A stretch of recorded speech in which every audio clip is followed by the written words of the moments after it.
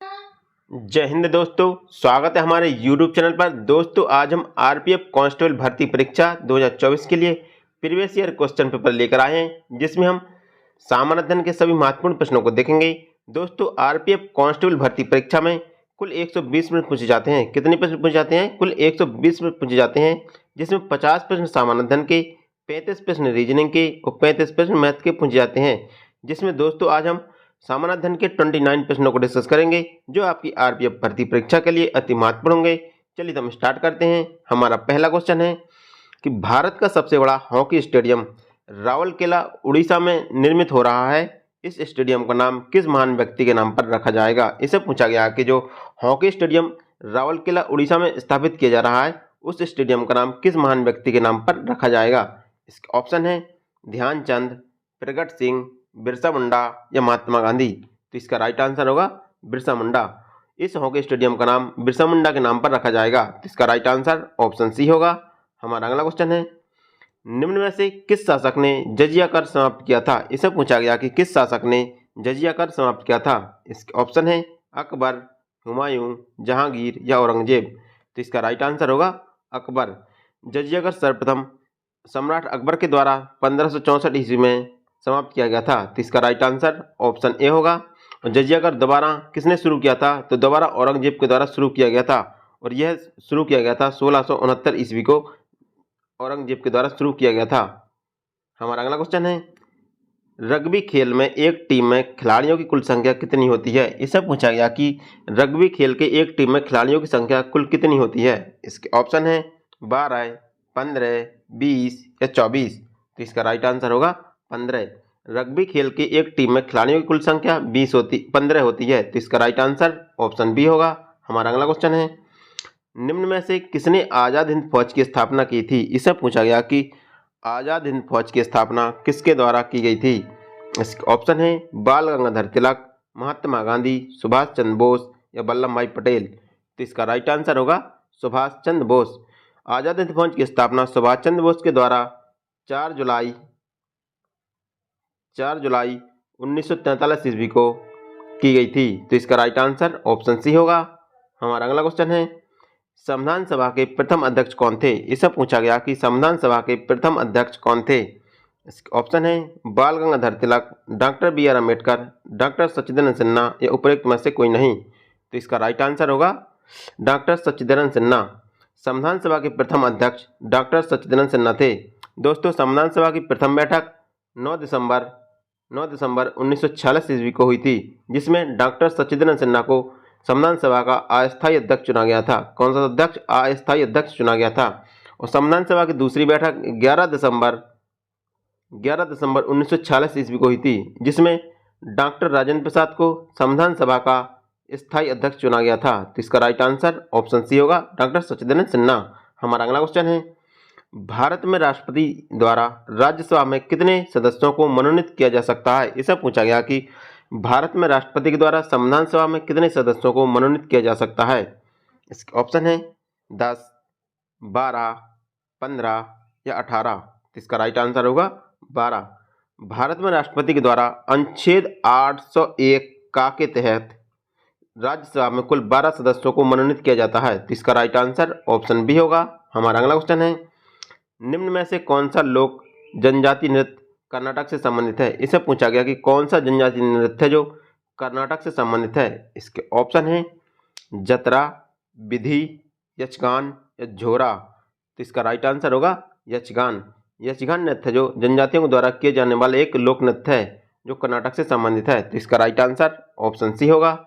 हमारा अगला क्वेश्चन है, संवैधानिक उपचारों का अधिकार निम्न में से किसके अंतर्गत आता है? इसे पूछा गया कि संवैधानिक उपचारों का अधिकार है जो किसके अंतर्गत आता है। इसके ऑप्शन है मौलिक अधिकार, प्राकृतिक अधिकार, संवैधानिक अधिकार या कानूनी अधिकार। तो इसका राइट आंसर होगा मौलिक अधिकार। संवैधानिक उपचारों का अधिकार एक मौलिक अधिकार है। तो इसका राइट आंसर ऑप्शन ए होगा।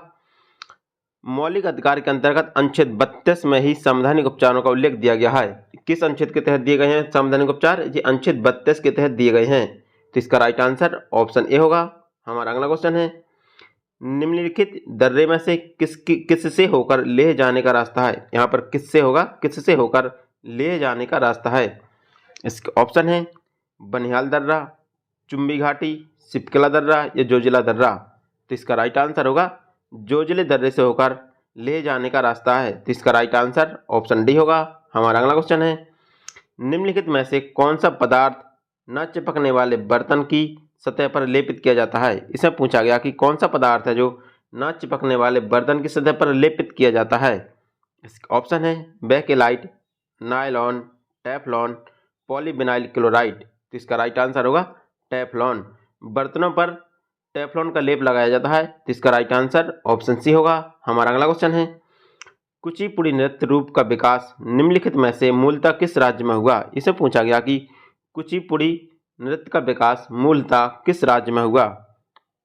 इसका ऑप्शन है उड़ीसा, उत्तर प्रदेश, आंध्र प्रदेश या केरल। तो इसका राइट आंसर होगा आंध्र प्रदेश।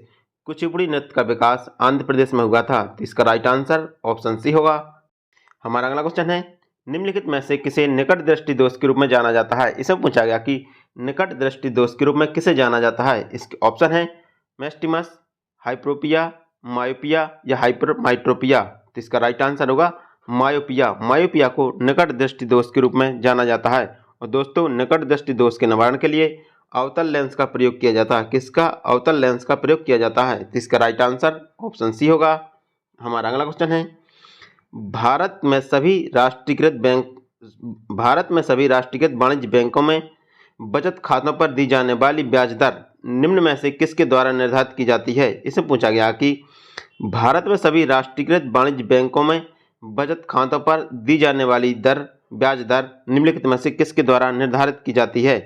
इसके ऑप्शन है भारतीय बैंक संघ, केंद्रीय वित्त आयोग, केंद्रीय वित्त मंत्रालय या उपरोक्त में से कोई नहीं। तो इसका राइट आंसर होगा उपरोक्त में से कोई नहीं, क्योंकि भारत के जो वाणिज्य बैंक हैं उन पर बचत खातों में जो ब्याज दर है वो आरबीआई के द्वारा दी जाती है। किसके द्वारा? आरबीआई के द्वारा दी जाती है। तो इसका राइट आंसर ऑप्शन डी होगा, उपरोक्त में से कोई नहीं। हमारा अगला क्वेश्चन है निम्न में से कौन सी एक संस्था विदेशी वाणिज्य उधारी को नियमित करती है? इससे पूछा गया कि कौन सी एक संस्था है जो विदेशी वाणिज्य उधारी को नियंत्रित करती है? इसके ऑप्शन है वित्त मंत्रालय, सेबी, भारतीय रिजर्व बैंक या वाणिज्य मंत्रालय। तो इसका राइट आंसर होगा भारतीय रिजर्व बैंक। भारतीय रिजर्व बैंक है जो विदेशी वाणिज्य उधारी को नियंत्रित करती है। तो इसका राइट आंसर ऑप्शन सी होगा। हमारा अगला क्वेश्चन है तवल चोंगली किस राज्य के लोक नृत्य के रूप में जाना जाता है? इसे पूछा गया कि तवल चोंगली है जो तवल चोंगली किस राज्य के लोक नृत्य के रूप में जाना जाता है? इसके ऑप्शन है मध्य प्रदेश, असम, महाराष्ट्र या कर्नाटक। तो इसका राइट आंसर होगा असम। तवल चोंगली असम राज्य का एक लोक नृत्य है। तो इसका राइट आंसर ऑप्शन बी होगा।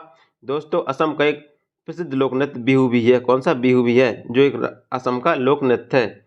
हमारा अगला क्वेश्चन है निम्न में से कौन सा अंग वसा को तोड़कर कोलेस्ट्रॉल बनाता है? इससे पूछा गया कि कौन सा अंग है जो वसा को तोड़कर कोलेस्ट्रॉल बनाता है? इसके ऑप्शन है यकृत, फेफड़ा, वक्र या आंत। इसका राइट आंसर होगा यकृत।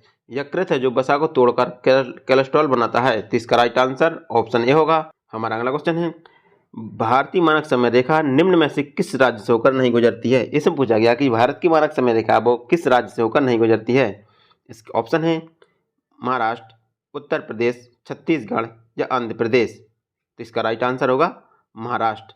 जो भारतीय मानक समय रेखा जो महाराष्ट्र से होकर नहीं गुजरती है और यह भारत के 5 राज्यों से होकर गुजरती है। जो मानक समय रेखा जो भारत के 5 राज्यों से होकर गुजरती है और ये राज्य हैं उत्तर प्रदेश, मध्य प्रदेश, छत्तीसगढ़, उड़ीसा और आंध्र प्रदेश। इन 5 राज्यों से होकर मानक समय रेखा गुजरती है और भारतीय मानक समय रेखा इलाहाबाद के निकट मिर्जापुर से होकर गुजरती है। तो इसका राइट आंसर होगा ऑप्शन ए। जो महाराष्ट्र है वह यहाँ से होकर भारतीय मानक समय रेखा नहीं गुजरती है। हमारा अगला क्वेश्चन है किसी वस्तु का भार उस समय न्यूनतम होता है जब उसे रखा जाए। इसे पूछा गया कि किसी वस्तु का भार उस समय न्यूनतम होता है जब उसे कहाँ पर रखा जाए। इसका ऑप्शन है उत्तरी ध्रुव पर, पृथ्वी के केंद्र पर, दक्षिणी ध्रुव पर या विषुवत रेखा पर। तो इसका राइट आंसर होगा विषुवत रेखा पर।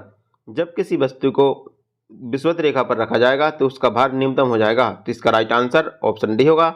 हमारा अगला क्वेश्चन है, निम्नांकित में से कौन सा भौगोलिक क्षेत्र भारत में सर्वाधिक प्राचीन है। इससे पूछा गया कि कौन सा भौगोलिक क्षेत्र है जो सर्वाधिक प्राचीन है। इसके ऑप्शन है पूर्वी तटीय मैदान, भारतीय प्रायद्वीप पठार, हिमालय का पर्वतीय क्षेत्र या उत्तर भारत का विशाल मैदान। तो इसका राइट आंसर होगा भारतीय पर्वतीय पठार है जो सर्वाधिक प्राचीन है। तो इसका राइट आंसर ऑप्शन बी होगा। हमारा अगला क्वेश्चन है, मेघालय का पठार निम्नलिखित में से किसका भाग है। इससे पूछा गया कि मेघालय का पठार निम्नलिखित में से किसका भाग है। इसके ऑप्शन है प्रायद्वीप खंड का, सतपुड़ा श्रेणी का, हिमालय श्रेणी का या पूर्वी घाट पर्वतों का। तो इसका राइट आंसर होगा प्रायद्वीप खंड का। जो मेघालय का पठार है जो प्रायद्वीपीय खंड का एक भाग है। तो इसका राइट आंसर ऑप्शन ए होगा।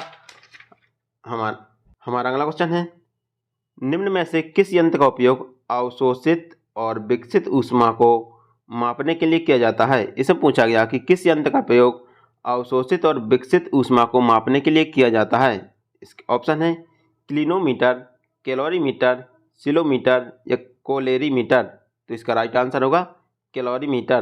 कैलोरीमीटर का प्रयोग आवेशित और विकसित ऊष्मा को मापने के लिए किया जाता है। तो इसका राइट आंसर ऑप्शन बी होगा। हमारा अगला क्वेश्चन है, संविधान के किस अनुच्छेद के प्रावधान के अंतर्गत भारत सरकार ने भारत रत्न और पद्मश्री को प्रारंभ किया। इसे पूछा गया कि संविधान के किस अनुच्छेद के अंतर्गत भारत रत्न और पद्मश्री को प्रारंभ किया गया। इसके ऑप्शन है अनुच्छेद 15, अनुच्छेद 16, अनुच्छेद 17 या अनुच्छेद 18।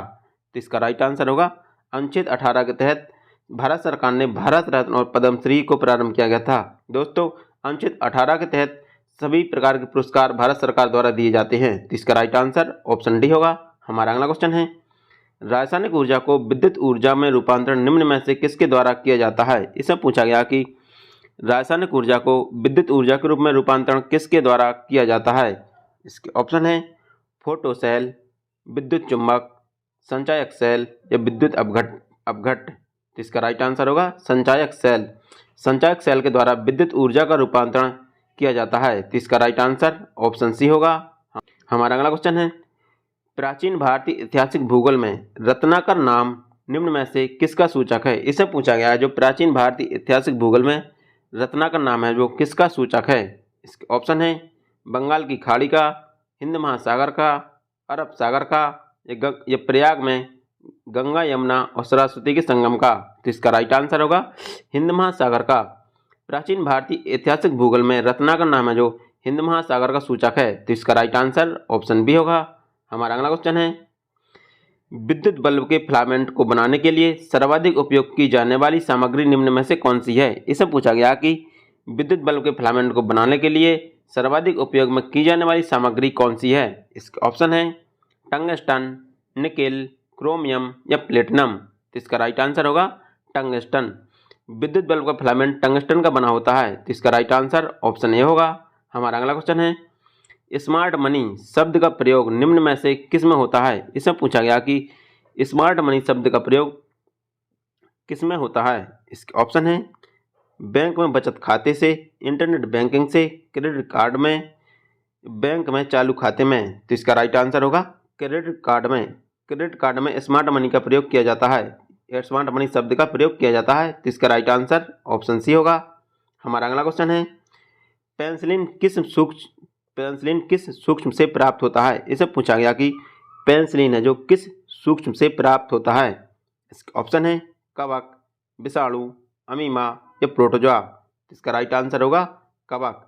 पेंसिलिन है जो कवक से प्राप्त किया जाता है। तो इसका राइट आंसर ऑप्शन ए होगा।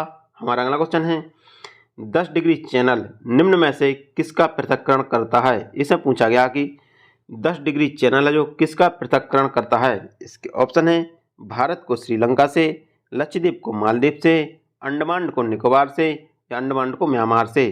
तो इसका राइट आंसर होगा अंडमान को निकोबार से। जो 10 डिग्री चैनल है जो अंडमान को निकोबार से पृथक करता है। तो इसका राइट आंसर ऑप्शन सी होगा। हमारा अगला क्वेश्चन है, रंगराजन समिति का गठन निम्न में से किसके लिए किया गया था। इसे पूछा गया कि रंगराजन समिति थे वो किसके लिए गठित की गई थी।